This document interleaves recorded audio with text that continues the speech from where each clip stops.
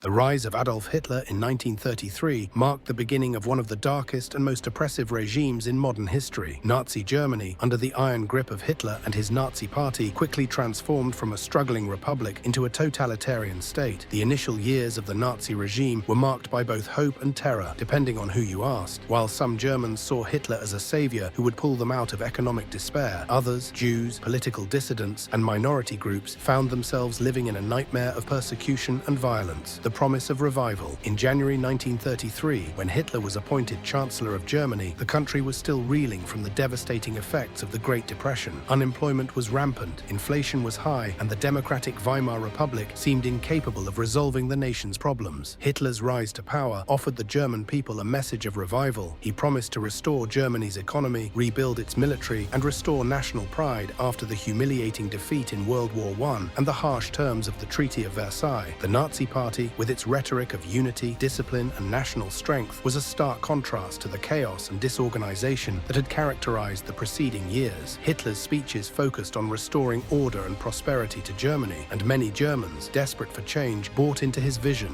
Factories reopened, unemployment began to drop, and a sense of hope slowly returned to the country, the creation of the Nazi state. However, Hitler's promises came at a high cost. Once in power, the Nazis moved quickly to consolidate their control over every aspect of German society. The Reichstag fire in February 1933, for which the Nazis blamed communists, provided the pretext for passing the Reichstag fire decree. This decree suspended civil liberties and allowed for the arrest of political opponents without trial. It was the beginning of the end for democracy in Germany. In March 1933, the Enabling Act was passed, giving Hitler the power to enact laws without the Reichstag's approval. This effectively gave Hitler dictatorial powers. The Nazi regime then set about dismantling all political opposition. The Communist Party was outlawed and the Social Democrats were severely repressed. Trade unions were banned and their leaders were either imprisoned or forced into exile. By the end of 1933, Germany had become a one-party state, with the Nazi Party firmly in control. The persecution of minorities. While many Germans were beginning to see improvements in their daily lives, jobs were returning and the economy was starting to stabilize. Others were living in fear. One of the first groups to feel the full force of Nazi repression were the Jews. The Nazi regime was built on a foundation of anti-Semitism, and within months of Hitler's rise to power, the rights of Jews began to be systematically stripped away. The April 1933 boycott of Jewish businesses was one of the first state-sponsored actions against the Jewish community. Soon after, the law for the restoration of the professional civil service was passed, which barred Jews from holding public office or positions in the civil service. The Nazis also began implementing their racially driven ideology by enacting laws that restricted Jews from participating in many aspects of public life, including education, the legal profession, and medicine. Other minority groups, including Roma, disabled individuals, and political dissidents, also faced increasing persecution during the early years of the Nazi regime. The Nazis believed in the concept of racial purity and sought to rid Germany of those they deemed undesirable. Camps for political prisoners, the precursor to the infamous concentration camps, began appearing as early as 1933, where political opponents, including communists and socialists, were imprisoned and tortured. The role of propaganda. To ensure that the Nazi regime maintained control and that its policies were accepted by the majority of the population, propaganda became a key tool. Joseph Goebbels, Hitler's Minister of Propaganda, was a master of manipulating public opinion. The Nazi regime used newspapers, radio, films, and mass rallies to spread its message and suppress dissent. The regime's propaganda painted Hitler as the savior of Germany, the man who would lead the country to greatness. The Jewish population and other minority groups were demonized as scapegoats for all of Germany's problems. Through relentless propaganda, the Nazis were able to foster a climate of fear, hatred, and unquestioning loyalty to the Führer. Militarization and the road to war. One of the central pillars of Hitler's vision for Germany was the restoration of its military might. In direct violation of the Treaty of Versailles, which had severely limited the size of the German military, Hitler began rearming the country in 1935. This rearmament program was popular among many Germans, who still felt the sting of their defeat in World War I and yearned for a strong and powerful nation. The Nazi regime introduced mandatory military service, and by the late 1930s, Germany had one of the largest and most advanced armies in Europe. The military buildup provided jobs and a sense of purpose for many young men, further boosting Hitler's popularity. However, it also put the country on a collision course with its European neighbors. By the late 1930s, Hitler was making increasingly aggressive moves on the international stage. In 1936, German troops marched into the Rhineland, a region that had been demilitarized under the terms of the Treaty of Versailles. Versailles. In 1938, Hitler annexed Austria in the so-called Anschluss, further expanding German territory without firing a shot. Suppression of dissent. Despite the apparent popularity of the Nazi regime, there were still those within Germany who opposed Hitler's dictatorship. Political dissidents, intellectuals, and even some religious leaders spoke out against the regime, but their numbers were few, and their voices were often quickly silenced. Those who openly opposed the Nazis risked arrest, imprisonment, and even execution. The Gestapo, Hitler's secret police,